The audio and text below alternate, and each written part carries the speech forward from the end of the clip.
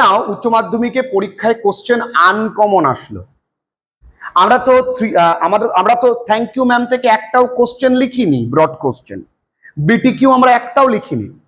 তবুও আমরা উচ্চ মাধ্যমিক পরীক্ষায় যদি আনকমন কোশ্চেন পাই, ওই জায়গায় আমায় গালাগাল না দিয়ে কিভাবে লিখে ফুল মার্কস পাবো সেটা আজকে আমরা দেখব।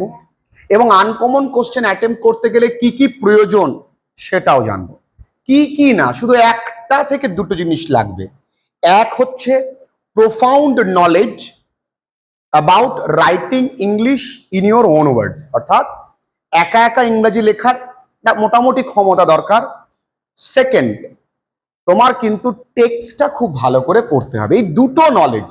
তার মানে এর জন্য তুমি এসএকিউটা ভালো করে শিখবে, আর কি করবে, তুমি খুব ভালো করে টেক্সটটা পড়বে। দেখো, বারবার করে বলি, যে কোনো শিক্ষা পর্ষদ কিন্তু শুরুতেই বলে টেক্সটের গুরুত্ব অপরিসীম। আর আমরা টেক্সটটাকে সবার পরে গুরুত্ব দিয়ে বাকি সব মানে আসল থেকে সুদকে আমরা বেশি দাম দিই। সেটা করলে চলবে না। আমরা একদম হাতে কলমে বুঝবো যে কিভাবে আমরা একা একা লিখতে পারবো। ক্লাস 12 তোমাদের কিন্তু খুব তাড়াতাড়ি ক্র্যাশ কোর্স আসবে, এখনো ফুল কোর্সে ভর্তি চলছে। যারা তোমরা অনলাইন ক্লাসেস করছো, প্রত্যেকেই বলবো এই প্রত্যেকটা কোশ্চেন খুব সুন্দর করে খাতায় নোট ডাউন করবে। সবাই করছো যদিও, তবু আরেকবার আমি রিমাইন্ড করে দিলাম। দেখো, আগে কি, do you need somebody to go to the store? এই কথাটা, হু ইজ দ্য স্পিকার? বক্তাকে রজার। তাহলে আমরা লিখতে পারি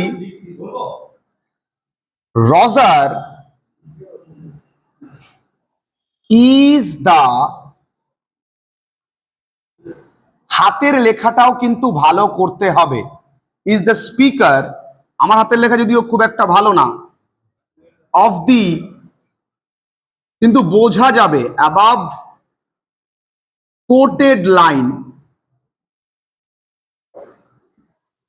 ফ্রম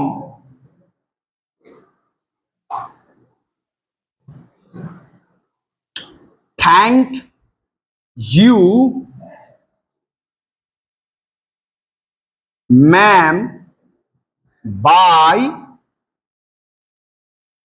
ল্যাংস্টন হিউজেস। তোমাদের আরো একবার একটু রিমাইন্ড করে দিই, যেখানে এইরকম লাইন তুলে প্রশ্ন আসবে সেই জায়গায় কিন্তু কবিতার নাম বা গল্পের নাম, কবির নাম বা লেখকের নাম লিখতেই হবে। তাহলে এইটুকুন জিনিস, তার জন্য কি আমরা বোকার মতন হেলতে দুলতে মুখস্থ করব? মোটেই না। নাম্বার 2, তাহলে আমরা এটাতে 1 ছিল, পেয়ে গেছি। মাথা ঠান্ডা রেখে নাম্বার 2তে আমরা চলে যাব। কি বলেছে দেখি, to whom did the speaker say this. এবার আমরা স্পিকারের পরিচয় পেয়ে গেছি, তাহলে কিন্তু আমরা এখানে স্পিকার লিখবো না, আমরা লিখবো রজার। তাহলে লিখবো রজার সেইড দিস। কাকে বলেছে?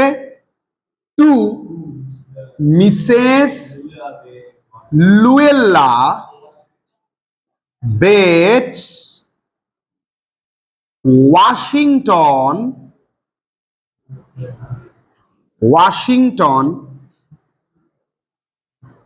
জোন্স। তাই না? এইটুকুনি লিখলে আমি আরো পাচ্ছি কত নাম্বার? 1 নাম্বার। এবং এইখানে বানানটার জন্যই কিন্তু তোমার নাম্বারটা দেখবে যে তুমি পুরো নামটা লেডিটার লিখছো কিনা। অনেকেই মনে করতে পারে Roger said this to the lady, হবে না। ফ্যাট লেডি হবে না, to the lady Mrs Luella Bates Washington জোনসি লিখতে হবে, তবেই তোমাকে 1 নাম্বার দেবে, নচেত কিন্তু তোমার নাম্বার কাটবে। ঠিক সোজাসুজি বা স্টাইল করে একটু পাশেও লিখতে পারো। এবার কি বলেছে, why did the speaker want to go to the store?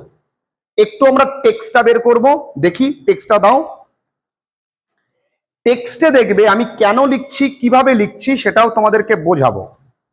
Thank you ma'am, আমরা পেজ নাম্বার 53তে থ্যাংক ইউ ম্যামের, দেখো, do you need somebody to go to the store, maybe to get some milk or something. এখানে কথায় কি আছে? Maybe. ভালো করে বুঝবে। এই মেবি থাকার দরুন আমি এখানে লিখবো Roger wanted to go to the store because, কারণ দেখো হি এই মেয়ে ছিল বলে আমাকে লিখতে হবে wished, he wished to get some milk or something. ও বন্ধু খুব কি কঠিন, আমি মেয়ে ছিল বলে রজার কিন্তু আনতে উইশ করেছিল, এজন্য উইশ কথাটা কিন্তু এখানে লিখতেই হবে, নচেত তোমায় জিরো দেবে। অনেকে লিখতে পারে যে Roger wanted to go to the store because he wanted to get, এরকম হবে না কিন্তু, হি উইশ টু গেট। ঠিক আছে, এরপরে আসি, বলেছে what did they have in supper, তারা তাদের খাবারে কি কি খেয়েছিল। দেখো এখানে ভালো করে বুঝবে, অনেকে লিখবে যে they had lima beans ham cocoa, না, তারা কোকোয়াটা তৈরি করেছিল লিমা বিনস আর হ্যাম দিয়ে। তাহলে একটু সাজিয়ে লেখাটা শিখতে হবে। তা আমি লিখবো they had cocoa made from Lima beans and ham, কোথায় ছিল, kept in the ice box. Okay, the lady also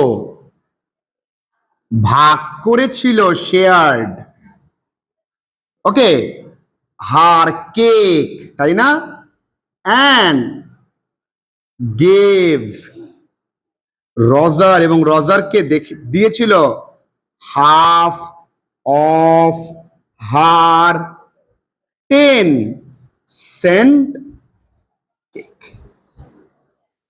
আমার বলার উদ্দেশ্য, এইটুকুনি লিখলে 2 এ 2 দিচ্ছে, এইটা লিখলেও 2 এ 2 দিচ্ছে, 1 আর 1, টোটালে 6 আউট অফ 6 পাওয়া খুব কি কঠিন, কঠিন না। আমরা শুধু শুধু ভয় পাই, উচ্চ মাধ্যমিক ব্রড কোশ্চেন নিয়ে কোনো ভয় নেই। এবার অনেকে প্রশ্ন করতে পারে এইটুকুনি লিখলে কি নাম্বার দেবে? ইয়েস বস, এর বাইরে বেশি লিখলেই নাম্বার কাটার সম্ভাবনা থাকবে। যখনই তুমি গেজাতে যাবে, প্রথমে তুমি মেকআপ করলে, কোনো মেয়ে খুব সুন্দর মোটামুটি একটা ঠিক আছে টিপ পরেছে, বা তারপরে এত ঘষা শুরু করেছে পুরো পেতনির মতো লাগছে, তখন কিন্তু এটা খারাপ হয়ে যাবে। তো একদম টু দা পয়েন্ট অ্যান্সার, খুব কঠিন তোমরা আমায় একটুখানি জানাও, খুব কঠিন, একদম সহজ না, একবার পড়বো মুখস্থ। তাছাড়াও আমাদের সমস্ত ব্রড কোশ্চেন খুব কঠিন হয় না, একবার পড়লে আমরা মুখস্থ করে ফেলতে পারি, এবং ইভেন এখানেও আমরা মুখস্থ করাই। লিখে নাও।